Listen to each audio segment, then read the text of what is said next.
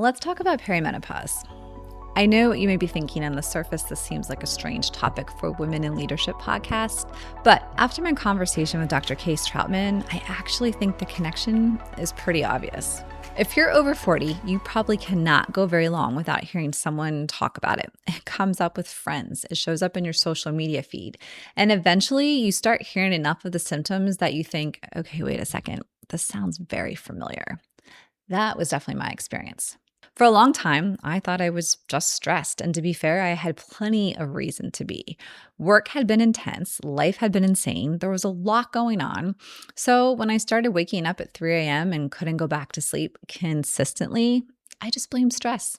When I felt like I was constantly carrying this high anxiety, like my body was always slightly on edge, I blamed that on stress too. And because I wasn't having hot flashes, perimenopause was really not even on my radar. That was basically my understanding of menopause for most of my life. Hot flashes, moodiness, eventually your period stops. That's pretty much the curriculum that I knew. What Dr. Troutman helped explain is that for a lot of women, it does not look like that at all. It can look like fatigue, anxiety, disrupted sleep, difficulty concentrating, brain fog, feeling overwhelmed, or just that vague feeling of not quite feeling like yourself. And that matters because none of those things stay neatly contained in your personal life. If you're not sleeping, that follows you to work. If you can't focus the way you normally do, that follows you into a meeting. If your anxiety is suddenly much higher than usual, that can absolutely affect how you communicate, make decisions, or show up in a high-stakes situation. So one of the biggest takeaways for me was to stop assuming everything is just stress. That does not mean your stress is not real.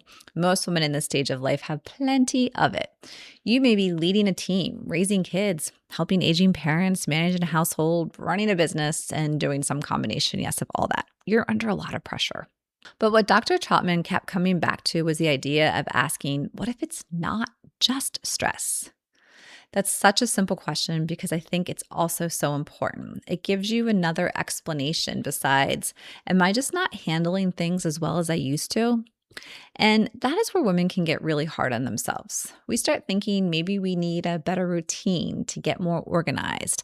Maybe we need to exercise more and sleep better or manage our time better or somehow become more disciplined than we already are. Meanwhile, there may be a biological reason why everything feels harder. Dr. Troutman called this the silent tax, and I thought that was such a good way to describe it. We keep compensating for what is happening without really understanding it. We make more lists, we overprepare, we put reminders everywhere, we work longer because it takes more effort to focus. And then when something slips, we take it personally. This is where it becomes a career issue. Brain fog is one thing when you're standing in your kitchen trying to remember why you walked into the room. It feels very different when you're presenting to a client, leading a meeting, or sitting in a room where your credibility matters. You know the information. You've said the word 100 times, and then suddenly it's just gone. The problem is that in that moment, you were not only trying to remember the word, you're also thinking about what everyone else in the room now thinks about you. Do they think I'm unprepared, that I can't handle this? Do they think I'm losing my edge?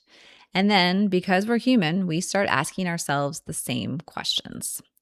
That's the part I really want women to hear. Struggling with sleep, anxiety, focus, or brain fog does not automatically mean your capability has changed. And the timing of all this is especially frustrating because perimenopause often shows up during some of our biggest career years. We have finally built the experience, the confidence, the credibility. We're leading bigger teams, taking on bigger roles, running companies, and at the exact same time, our bodies may be making some of those things feel much harder than they used to.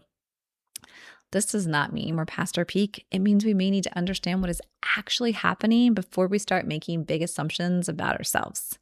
The other big takeaway from Dr. Troutman was that normal does not mean you have to suffer. She said there is no medal for suffering, and that line stuck with me because women are very good at powering through and calling it strength. We take care of everybody else first. We handle the appointments, the schedules, the work, the family stuff, all of it. And meanwhile, we may not have been sleeping for 6 months and thinking, I'll deal with it eventually. I did that too. I also brought up some of these symptoms with another doctor before I met Dr. Troutman and basically got, yeah, that's normal for your age. And I walked away thinking, okay, so I guess that means I just deal with it. But normal and untreatable are not the same thing. That's an important distinction.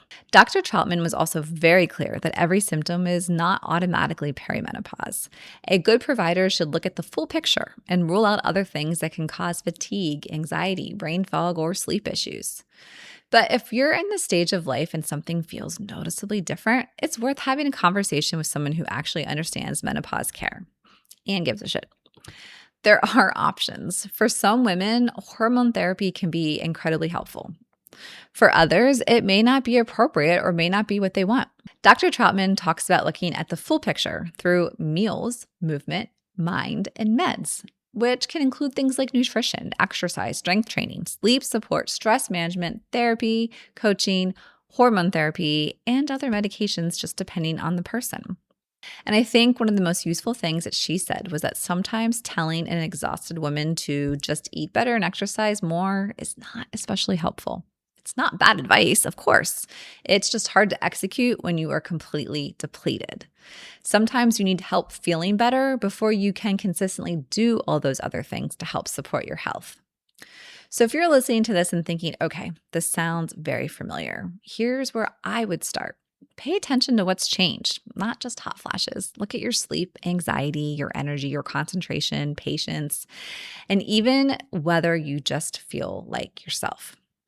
You do not need to track every emotion and turn this into a giant project, but it's worth noticing patterns because those patterns help you have a much better conversation with the provider. And then find someone who knows what they're talking about. Ask whether they regularly work with women in perimenopause. Ask how they evaluate symptoms. Ask what treatment options they discuss and what else they want to rule out. If you feel dismissed, keep going. You are not being dramatic because you want to sleep through the night. And remember basic nouns. These are very reasonable goals.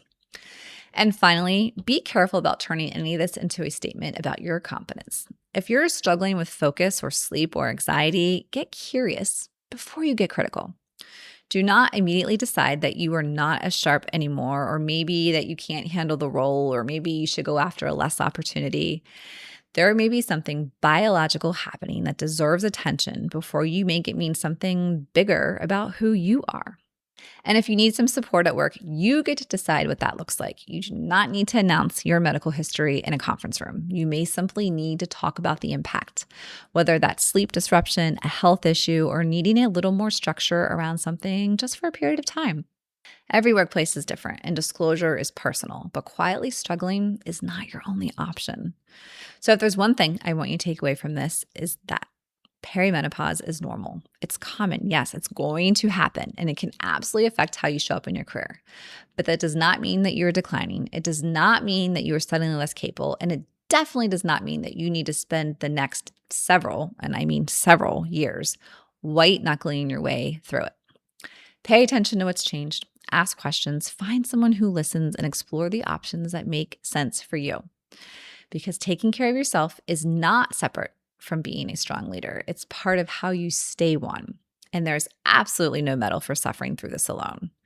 If you have not listened to my full conversation with Dr. Caissa Troutman, go back and listen. There's so much information about what perimenopause actually is, treatment options, and why this matters so much for women at work. Until next time, stay loud, stay lifted, and know that you are not in this alone.